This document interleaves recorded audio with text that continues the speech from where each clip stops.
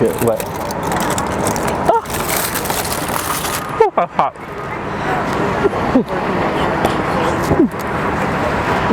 Hold on. The Upper West Side is a neighborhood in the borough of Manhattan in New York City. It is bounded by Central Park on the east, the Hudson River on the west, West 59th Street to the south, and West 110th Street to the north. The Upper West Side is adjacent to the neighborhood of Hell's Kitchen to the south, Columbus Circle to the southeast, and Morningside Heights to the north. Like the Upper East Side opposite Central Park, the Upper West Side is an affluent, primarily residential area with many of its residents working in commercial areas of Midtown and Lower Manhattan. The Upper West Side is considered one of Manhattan's cultural, intellectual hubs with Columbia University and Barnard College located just to the north of the neighborhood, and Lincoln Center for the Performing Arts and Fiorello H. LaGuardia High School located at the south end.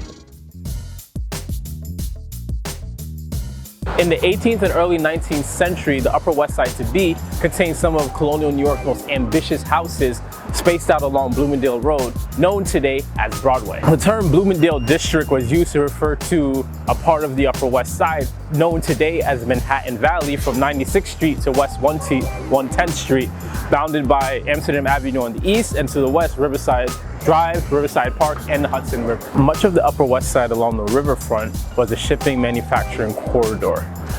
It wasn't until 1885 until 1910 that the Upper West Side experienced a building boom.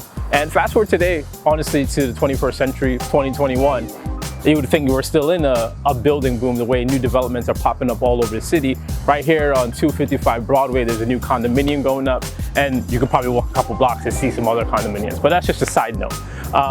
But a lot of the residential development or the residential transformation of the Upper West Side took place during that time period. The stately tall apartment blocks on West End Avenue and the townhouses on the streets between Amsterdam Avenue and Riverside Drive, which contributed to the character of the area, were all constructed during the pre-Depression years of the 20th century.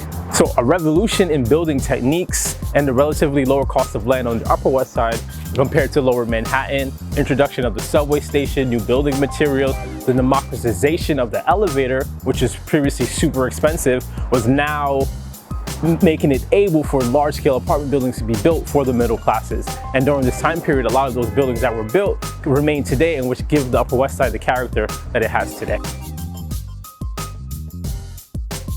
All right, so what's the vibe of the Upper West Side like? And I want to be fair in my assessment. So, I don't know, kind of stuffy, a little bit uppity, very family oriented, younger than its counterpart, the Upper East Side, where it's a little bit more old money. So not really hip. I wouldn't describe hip as the Upper West Side, but it definitely attracts people who are young families, people that are wealthy, more affluent, and definitely a lot more white. So that's the vibe of the Upper West Side. I have to admit, this is probably like my second favorite part of the video. We're gonna talk about the real estate. And if you're in the market to move to the Upper West Side and you're looking for a 1-bedroom rental, what can you get for your money? So if you pull up Street Easy right now, from the low end, and to be politically correct, from $1,700, you can get a crappier 1-bedroom apartment on the Upper West Side, all the way up to, from what a quick search that I did, $9,000 for a 1-bedroom apartment in a very luxury building on the Upper West Side. And they go much, much higher as well, but let's just kind of keep it in that range for someone who has maybe a couple thousand to spend a month on rent.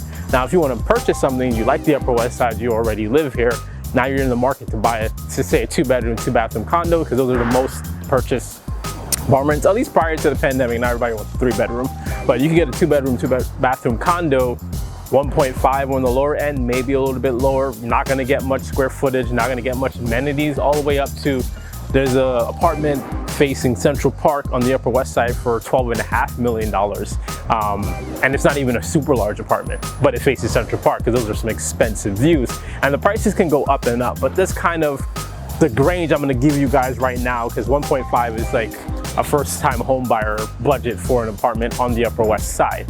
Now, you see these beautiful brownstones that I'm surrounded by? If you're in the market for one of these, shell out at least $15 to $20 million if you're one of these babies.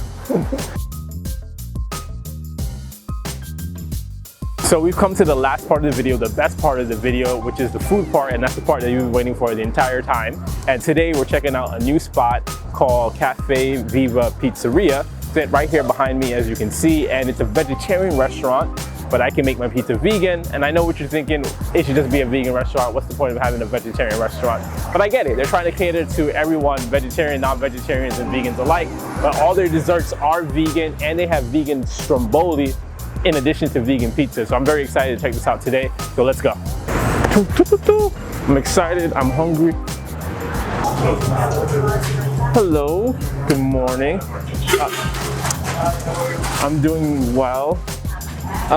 What are your vegan options? Oh, vegan options. Where? Oh, these are all vegan.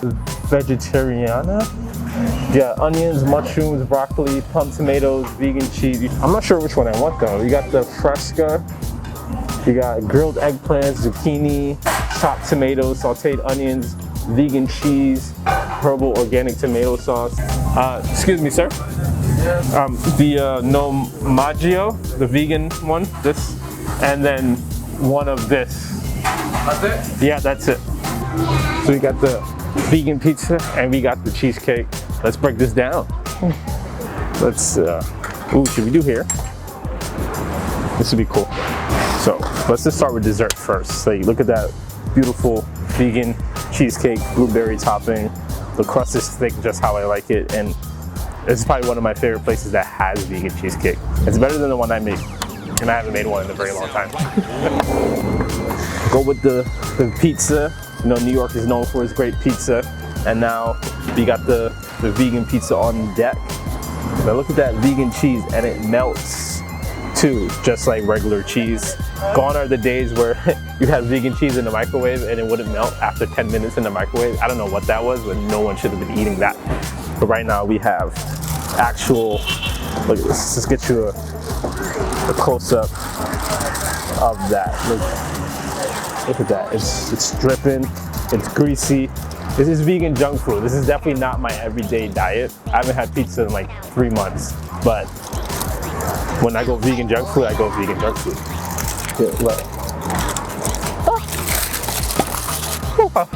Right here we have just a vegan cheese pizza, herbal sauce, vegan cheese. I gotta ask them what vegan cheese they use. I'm not sure. It's probably Daya, or maybe something better than Daya, but this is good. And that slice just burned the hell out of my mouth. I didn't realize it was gonna be so hot, guys. But I'm definitely gonna sit down and I'm gonna enjoy this. But if you're on the Upper West Side, you should definitely check out this cafe right here behind me, Cafe Viva Gourmet Pizza. My wife is the one that discovered it, and we ordered from there from home several times. They deliver all the way to Harlem, which is very awesome. But you should definitely check it out when you're Upper West Side. I'm gonna eat this pizza, I'm gonna crush this cheesecake, and I'll see you in the next video. The music. It's so good. It is very good. That's the regular vegan cheese pizza.